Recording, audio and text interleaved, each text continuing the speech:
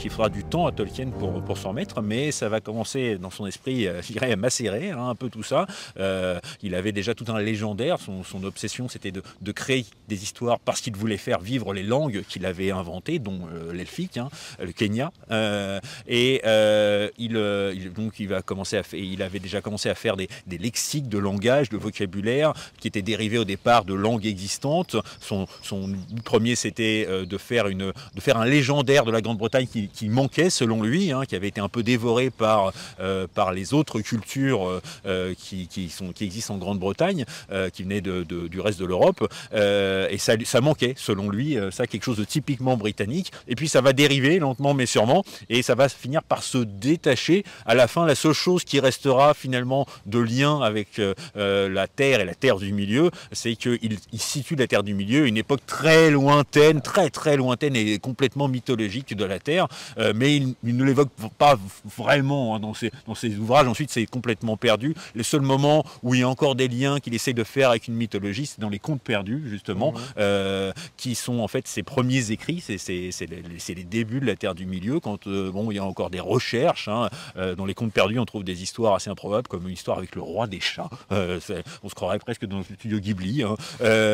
C'est assez féerique encore à ce moment-là. C'est assez léger.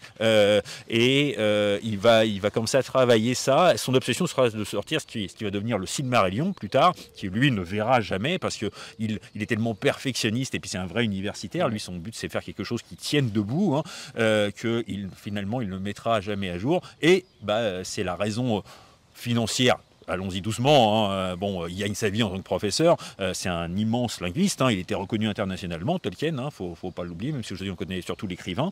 Il va donc finalement faire sortir en premier les aventures d'un petit bonhomme qui part à la chasse au trésor avec ses copains les nains et un magicien. Là aussi, on se croirait dans un Disney, même si c'est Disney plutôt qui va s'inspirer ensuite de ce genre de conte. Mais voilà, c'est quelque chose qui fait très enfantin dans le style, même s'il y a les premiers éléments qu'il va reprendre ensuite, parce que c'est des histoires qu'il raconte à ses enfants, ça va devenir un vrai livre. Puis il va s'attaquer aux gros morceaux quand il va décider enfin de mettre sur pied la véritable histoire, un récit épique, avec un souffle épique à la façon des gestes médiévals, et ça donnera Le Seigneur des Anneaux.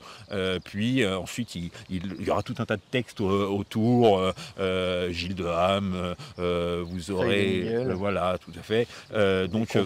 Voilà, vraiment tout un tas de choses. Et il écrit beaucoup de textes. Peu sont publiés finalement. C'est pour ça que vous avez d'immenses recueils de textes, ce qu'on appelle les contes et légendes inachevés, qui sont des essais aussi. Il remet toujours sur les chevaux le travail en permanence. Il recommence.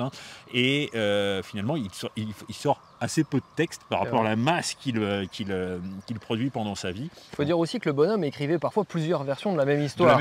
Avec des petites variations, avec des petites reprises chronologiques. Et donc c'est peut-être aussi l'opportunité de souligner le travail d'édition et puis finalement presque de co-auteur que Christopher, son fils, a pu mener, parce que c'est un travail qui est quand même complètement gigantesque, gargantuesque, qui a été fait, d'analyser toutes ces notes, toutes ces données, toute cette production.